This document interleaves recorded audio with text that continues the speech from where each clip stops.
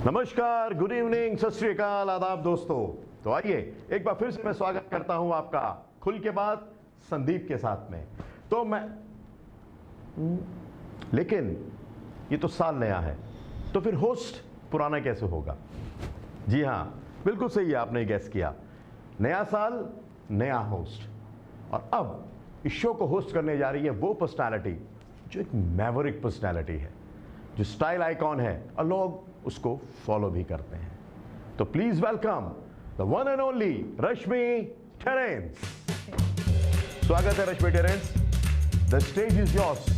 अब ये प्रोग्राम आपका है। Thank you for believing in me. Thank you. तो दोस्तों, अब वेलकम कीजिए खुल के बाद रश्मि टेरेंस के साथ। Thank you. जिंदगी हर मोड़ पर एक इम्तिहान है, कभी सुरखरू तो कभी पशेमान है। बस चलने का हौसला रख मुसाफिर, क्योंकि यहाँ कभी ज़मीन तो कभी आसमान है। यकीनन मंजिलें हमें भी मिलेगी, गर साथ समर्थन और सहयोग आपका रहा तो कोशिशें हमारी भी आसमान छुएंगी। तो चलिए स्टार्ट करते हैं ये सफ़र और राज खुल के बाद रश्मि टेरेंस के साथ। खुल के बाद सीज़न 2 के हमारे सबसे पहले गेस्ट हैं किसान नेता, आम आदमी पार्टी के फाउंडर मेंबर और अनेकों सांस्कृतिक कार्यक्रमों के मोटिवेटर श्री योगेश दहिया।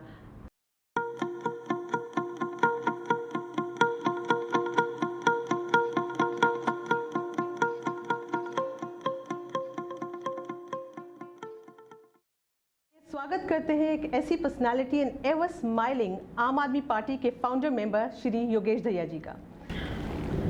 श्री योगेश दहिया जी, हमारे इस कार्यक्रम खुल के बाद रश्मि टेरेंस के साथ में आपका हार्दिक अभिनंदन और स्वागत। जी बहुत बहुत धन्यवाद। दुनिया की नज़र में आप एक किसान हैं और एक नेता हैं, लेकिन आपके अपने शब्दों में क्या है योगेश दहिया? मैं एक आम इंसान और एक आम नेता हूँ। नेता होना तो ठीक है, लेकिन अगर आप कह रहे हैं आप एक आम इंसान हैं, तो किस हद तक एक आम इंसान के बस में है कि वो इतना पैसा और इतनी पब्लिसिटी लेके, इतनी पॉपुलरिटी लेके एक चुनाव लड़ सके? देखिए, मैं एक आंदोलन के स्वरूप से बाहर निकला हूं, जिसका नाम आप सभी लोग जानते हैं, भ्रष्टाचार के विरुद्ध जो एक आंदोलन पूरे देश में चला था। और उसके बाद हम लोगों को पार्टी बनानी पड़ गई। आम आदमी पार्टी ने जितने दिल्ली में चुनाव लड़े हैं वो एक आम इंसान के रूप में हैं। हमारे बहुत सारे विधायक ऐसे हैं जो एक आम स्टूडेंट थे या एक आम परिवार से आते थे। सहारनपुर में भी मैंने 2 बार लोकसभा का चुनाव लड़ा है, तो एक आम इंसान को एक आम नेता के रूप में ही वो चुनाव लड़े। तो आपको लगता है कि आप यह आम तरीके से जो पार्टी बनाई है और आम लोगों के बीच में आप इसको रह के काम करते हैं, तो क्या ये काम आपका सफल हो रहा है? क्या जनता को इस पार्टी से इतना फ़ायदा हो रहा है? देखिए, सबसे बड़ी चीज़ जो है वो विश्वास की है। और भारत की जनता अगर एकमात्र किसी पार्टी पे विश्वास करती है तो वो आम आदमी पार्टी पर है। हमारे नज़दीक पंजाब है, हमारे नज़दीक उत्तराखंड है, और हम जल्दी ही गुजरात और गोवा में भी एक आम आदमी की पार्टी और एक आम आदमी की सरकार बनाने जा रहे हैं। तो जैसे आपने अभी सुना श्री योगेश दहिया के कहने में कि हिंदुस्तान को आम आदमी पार्टी पे भरोसा करना चाहिए। दहिया जी, आपकी प्राथमिक पहचान एक किसान के रूप में है, तो आपको कब लगा कि आपको राजनीति में भी अपना हाथ आजमाना चाहिए? 1996 तक मैं अपनी निजी जिंदगी में था। 1996 में फार्मर्स फोरम की स्थापना के साथ ही हम सार्वजनिक रूप में आ गए थे। हम किसानों के लिए अग्रिम पंक्ति प्रदर्शन करते थे, मेले लगाते थे। किसानों के लिए जो भी वैज्ञानिक सुविधाएं थी, सरकारी सुविधाएं थी, उनका हम प्रदर्शन अपने मेलों के द्वारा, अपने खेतों में, अपने किसानों की बैठक में करते थे। लेकिन 2007-08 में गन्ना आंदोलन शुरू होने के साथ 2009 में हम लोगों ने सहारनपुर में भी आंदोलन शुरू किया। तो सबसे पहले गन्ने का था, फिर भूमि अधिग्रहण का था, उसके बाद भू उपयोग अधिकार में हम लोग गेल और पावर ग्रिड के भी आंदोलन में आ गए। 2010 में जब अन्ना आंदोलन शुरू हुआ तो हम लोग भ्रष्टाचार के विरुद्ध उसमें थे। 2012 में जब पार्टी बनी तो हम आम आदमी पार्टी के संस्थापक सदस्य हुए, और उसके बाद हम पूरी तरह से राजनीति में आ गए थे। मानना पड़ेगा सर, आपकी याददाश्त बहुत अच्छी है कि आपको अपनी स्थापनाओं के बारे में इतनी अच्छी तरह ज्ञान है। जैसे कि भारत को कृषि प्रधान देश मानते हैं और आप ऑलरेडी कृषि से और किसानों से जुड़े हुए थे, तो इससे ज़्यादा आप एक राजनीतिक पार्टी में आके इस भारत को और क्या देना चाहते हैं? देखिए, हिंदुस्तान एक लोकतंत्र है और इस देश में कानून का राज चलता है। और कानून को चलाने वाले हमारे प्रतिनिधि होते हैं और उसके लिए हम लोगों को विधानसभा और संसद में जाना होता है। लिहाजा उस कानून के पालन के लिए हम लोगों को भी राजनीतिक रूप में आना पड़ा। अच्छा, चलिए हम वापस आपके चुनावी क्षेत्र और चुनाव पर आते हैं। इस बार चुनाव में एक निर्दलीय कैंडिडेट आपसे ज़्यादा वोट ले गई, तो यहाँ पे आपकी सोच क्या बनी? आपको दुख हुआ, आपका दिल टूटा और आपने ऐसा सोचा कि मुझे राजनीति अब छोड़ देनी चाहिए? नहीं, जब भी कोई फेलियर होता है वो हम लोगों के लिए एक स्टेपिंग स्टोन होता है और हम पहले से ज़्यादा मजबूत होकर उन सभी कमियों को दूर करने की कोशिश करते हैं जिनके कारण हमें हार या किसी दुर्घटना का शिकार होना पड़ा। तो मतलब फेलियर से हम लोग सीखते हैं और सीखने से ही हम आगे बढ़ते हैं। जनता ये भी जानना चाहती है कि आप ऐसी कौन सी शख्सियत है जिसे आप पॉलिटिक्स में फॉलो करते हैं और जिन्हें देख के आप आगे बढ़ना चाहते हैं। वैसे तो पूरा इतिहास मौजूद है, लेकिन मौजूदा समय में मैं अरविंद केजरीवाल जी को ही अपना आदर्श मानता हूँ। नहीं, देखिए, उनको मानना तो आपकी प्राथमिकता है ही, लेकिन उनके अलावा भी कौन सी ऐसी शख्सियत हैं जिन्हें फॉलो करते हैं और जिनको सोच के कभी विचार करके आप पॉलिटिक्स में उतरे हैं? और हमें ये भी बताइए कि क्या केजरीवाल जी से जुड़ने से पहले भी आपने माइंड बना लिया था पॉलिटिक्स में आने का? नहीं, देखिए, जीवन में बहुत कुछ परिस्थितियों पर निर्भर करता है। मैं एक आम नागरिक था, उसके बाद सार्वजनिक जीवन में मैं एक आदर्श किसान बनना चाहता था, उसके बाद एक आंदोलनकारी के रूप में आया और अब राजनीति में आना भी परिस्थितियों का ही सर्जन था और उन्होंने ही मुझे एक राजनीति के क्षेत्र में आने के लिए मजबूर किया। जहाँ तक आप कहती हैं कि अरविंद केजरीवाल जी के अलावा, तो हाँ, बहुत सारी शख्सियत है मौजूदा समय में। चूँकि मैं भविष्य और भूतकाल में ज़्यादा विश्वास नहीं रखता हूँ, जो वर्तमान है उसी को मानता हूँ। आप देखिए तो मनीष सिसोदिया जी पूरी दुनिया में एक शिक्षा मंत्री के रूप में मेरे आदर्श हैं।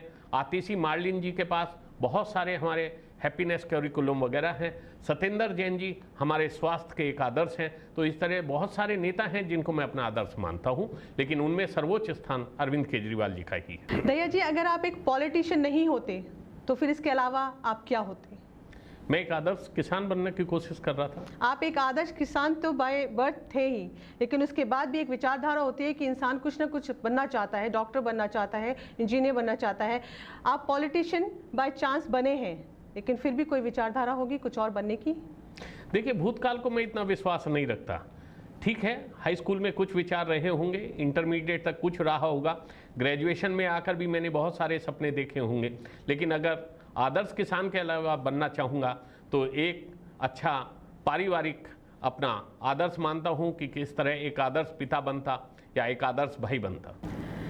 तो चलिए थोड़ा सा मूड को लाइट करते हैं और चलते हैं एंटरटेनमेंट की तरफ, कुछ और बात करते हैं।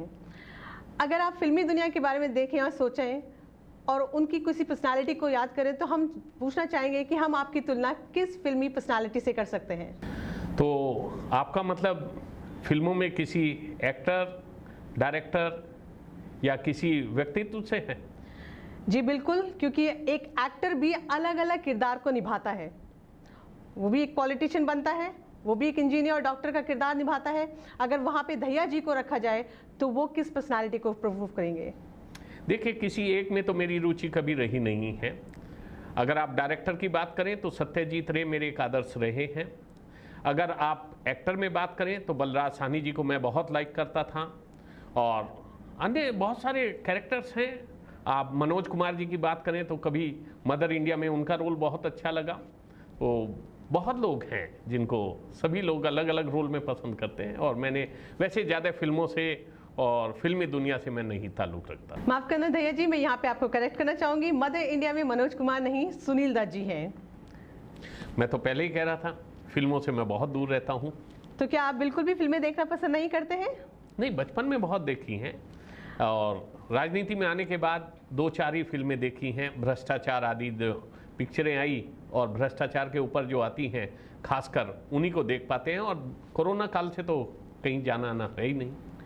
हाल फिलहाल में बहुत सारी ऐसी फिल्में भी आई हैं जो बहुत सारा मॉरल वैल्यूज़ बताती हैं। तो मैं जानना चाहूँगी इनमें से आपकी कौन सी पसंदीदा फिल्म है?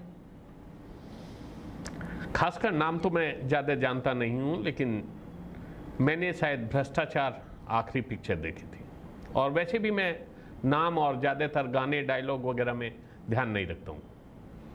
आपका कोई पसंदीदा गाना? फिर तो पुराना ही है, लेकिन छोड़ो कल की बातें, कल की बात पुरानी, नए दौर में लिखते हैं नई कहानी हम हिंदुस्तानी। तो क्या आप इसको 2 लाइनों में गा के सुनाना चाहेंगे हमारी नहीं ऑडियंस नहीं को? माफी चाहूंगा। पॉलिटिक्स एक ऐसा मंच है जहां पॉलिटिशियंस अनेकों तरह के गेम खेलते हैं। आइए आज हमारे प्रोग्राम में हम आपके साथ एक छोटा सा गेम खेलते हैं, जिसमें 1 से लेकर 10 तक की गिनती में आपको बताना पड़ेगा कि आप किस जगह खड़े होते हैं। तो शुरू करें। बिल्कुल, स्वागत है आपका। सबसे पहले आपका शब्द है ईमानदारी। मैं 9 नंबर दूंगा। दोस्ती। 8। विश्वास। 10। पैसे वसूलना। शायद 6। झगड़ालू। इसमें तो बहुत ही कमजोर हूँ। 4। कार्यकर्ता। 8। नेता। अभी बना नहीं हूँ पूरा, तो 7 नंबर ले लीजिए। ये सवाल मैं सोचती हूँ कि जनता बेटर बताएगी। शुक्रिया। वक्ता। 6 से 7। दयालु। इसमें ज़्यादा दे सकता हूँ मैं, 9 दूंगा। लालची। नहीं, 2। फ्रॉड। 0 ले लें। लेकिन मैं इसी से रिलेटेड एक सवाल भी आपसे दोबारा पूछना चाहूँगी और जनता के सामने भी रखना चाहूँगी। जैसे कि जनता जानती भी है और अखबारों में ये बहुत उजागर भी हुआ था कि 300 करोड़ का घोटाला योगेश दहिया के नाम हुआ था। इसके बारे में क्या कहना चाहेंगे? बिल्कुल, मैं ये 2010 से मेरी ज़िंदगी में बहुत सारे विवाद आए और मैं आप लोगों के बीच जिक्र करना चाहूँगा कि मेरे ऊपर जो पहला मुकदमा कायम हुआ था वो प्रशासन ने कप्तान द्वारा कराया था और मेरे ऊपर आरोप लगा था कि कप्तान ने अपने यहाँ बयान किया था कि योगेश दहिया को राहजनी करते देखा है, ऐसा कुछ लोगों ने उन्हें बताया है। जो उस मुकदमे में ना तो कोई वादी था, ना स्थान था और ना कोई रकम थी। उसके बाद कई विवाद हुए, तो एक विवाद था कि मैंने एक कंपनी के इंजीनियर को जान से मारने की धमकी दी। मैंने उनकी लेबर को डराया, धमकाया और उनकी करोड़ों रुपए की मशीनों को मैं लूट कर ले गया। एक मुकदमा होने से पहले मेरा पुतला जलाया गया। मेरे ऊपर जो है टिकट को वापस करने के लिए अरविंद केजरीवाल जी के घर पर धरने प्रदर्शन हुए और उसके बाद में जिस मुकदमे की आपने जिक्र किया 300 करोड़ का है, ये मुकदमा मेरे ऊपर किया था। इस मुकदमे के लिए मैं पार्टी का सबसे विवादित उम्मीदवार भी था, लेकिन सच्चाई ये है कि आदमी जीता और मरता अपने ज़मीर से है। मैंने तब भी यही कहा था कि 3 पैसे कोई सिद्ध कर दे तो मैं सार्वजनिक जीवन से बाहर चला जाऊंगा। कहीं कोई किसी के साथ मैंने घोटाला किया हो, किसी को धोखा दिया हो, तो ये सब मेरी पार्टी में नहीं चलता है। और इस पार्टी की यही खासियत है कि यहाँ 3C का जिक्र करते हैं हम लोग, करप्शन, कैरेक्टर और आपका क्रिमिनल। ये चीज़ों से फारिग ये पार्टी रहती है और मैं अपने आप को बहुत पाक साफ इन चीज़ों में मानता हूँ। तो मतलब आज के बाद से हम या जनता ये माने कि ये लगाए हुए इल्ज़ाम बेबुनियाद थे? ये बिल्कुल राजनीतिक मुकदमे थे, इनमें कोई वादी नहीं है, कोई हमारे ऊपर मुकदमा कहीं सिद्ध नहीं हुआ है और सभी जगह जो है वो राजनीतिक रूप में पेंडिंग में है। तो उम्मीद है आज जनता को दहिया जी से उनके 300 करोड़ के घोटाले का स्पष्ट जवाब मिल गया होगा। तो इसी को आगे बढ़ाते हुए चलिए शुरू करते हैं एक और राउंड, पसंद नापसंद। जनता को मैं ये भी बताना चाहूँगी कि दहिया जी की बातों से हमें पता चलता है ना तो वो झगड़ालू हैं, ना ही वो लालची हैं। और इसी चीज़ को आगे बढ़ाते हुए सर, आपका पहला सवाल, आपकी पसंद में सबसे पहला वर्ड नेता। हाँ या ना में जवाब देना है या उसी 10 अंकों के मानक पर मुझे जवाब देने हैं? अब आपको यहाँ पे नाम बताने हैं। पसंद और नापसंद में जी। तो नेता। अरविंद केजरीवाल। विलेन। शायद इस सवाल को छोड़ दें। ओके, सर की नज़र में कोई विलन नहीं है। हीरो।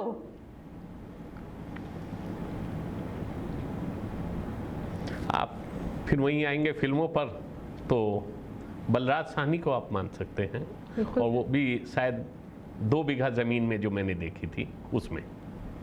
हम राजनीतिक हैं या किसान हैं या कुछ भी, थोड़ा बहुत तो हम लोग फिल्मी दुनिया से ताल्लुक़ रखते ही हैं, तो कहीं ना कहीं हम उन पर्सनालिटीज़ को भी जानते हैं। इसी सवाल में मैं आगे पूछना चाहूँगी आपकी पसंदीदा हीरोइन। बचपन में शायद हेमा मालिनी जी रही होंगी या रेखा जी रही होंगी जी। और अब तो मिसेस योगेश दहिया होंगी आपकी हीरोइन, या अब भी वो बचपन वाली? बेशक अब तो मिसिज दहिया ही एकमात्र हीरोइन है जिंदगी में। ठीक है, आगे बढ़ते हैं। आपके पसंदीदा समाज सेवक?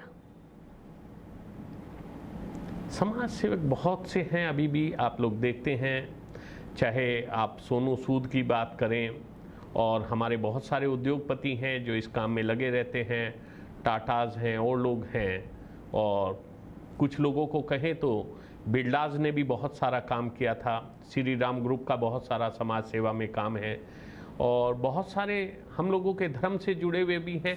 तो जैसे बाबा काली कमली वाले की आप धर्मशालाएं आज भी पूरे हिंदुस्तान में देख सकते हैं। तो समाज जब तक सामाजिक रूप में काम करता रहा तो बहुत कुछ है, और कोरोना काल में तो आपने देखा शायद सभी जगह आपको बहुत समाज सेवी मिले। और अन्ना हजारे जी के बारे में क्या कहना चाहेंगे? जी, वो भ्रष्टाचार के आंदोलन में हमारे एक आदर्श समाज सेवी थे, और अब वो उसी रोल में हैं।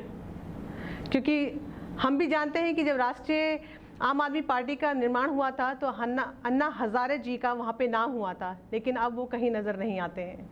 नहीं, पार्टी बनने से पहले उनका नाम था, आंदोलन में वो पूरी तरह हमारे आदर्श थे, लेकिन पार्टी बनाने से उनका विरोध था, और पार्टी के रूप में और राजनीतिक रूप में आने के बाद शायद वो हमारे आदर्श उस रूप में नहीं है, लेकिन समाज सेवी के रूप में हाँ, वो आंदोलन के रूप में और भ्रष्टाचार विरोधी रूप में वो आज भी हमारे आदर्श हैं। ओके, अगला सवाल, आपका पसंदीदा खेल? मैं बैडमिंटन खेलता हूँ, और राष्ट्रीय खेल के रूप में कबड्डी को पसंद करता हूँ। राष्ट्रीय खिलाड़ी? अभी तो रवि दहिया है या नीरज। कौन सा चैनल जो आप सबसे ज़्यादा देखना पसंद करते हैं? अभी बहुत कम चैनल देखता हूँ, लेकिन कभी कभी मैं NDTV ही देखता हूँ। ऐसा कौन सा न्यूज़पेपर है जिसमें आपको लगता है कि सही खबरें आती हैं और उसको आप पढ़ना पसंद करते हैं? द हिंदू और इंडियन एक्सप्रेस मेरी पसंदीदा पेपर है। ऐसा एक खूबसूरत हिल स्टेशन जहां आप अपना टाइम व्यतीत करना पसंद करते हैं? खासकर मैं भीड़ भाड़ वाले हिल स्टेशन पर नहीं जाता हूँ, लैंसडाउन चला जाता हूँ, आपका चरेक चला जाता हूँ, और थोड़ा बहुत घूमखाल वगैरह तक हो जाता हूँ जो कोट द्वार के पास है। कंपटीशन फील्ड में आपके विरोधी नेता? नहीं, जनता जनार्दन है, मेरा कोई विरोधी नहीं है। लेकिन पॉलिटिक्स एक ऐसा प्लेटफॉर्म है, जब तक कंपटीशन नहीं है तब तक आप आगे बढ़ते नहीं हैं, और कंपटीशन का मतलब होता है आमने सामने किसी का विरोध होता है। ऐसा नहीं है। एक ऐसी बुरी आदत जो योगेश दहिया जी की है? बहुत सी बुरी आदतें हैं जिन्हें मैं छोड़ना चाहता हूँ, लेकिन छोड़ी भी नहीं जा सकती। राजनीति करना, लेकिन समाज सेवा करने के लिए राजनीति में आना जरूरी है, और जब तक ये लोकतंत्र है राजनीति करनी होगी।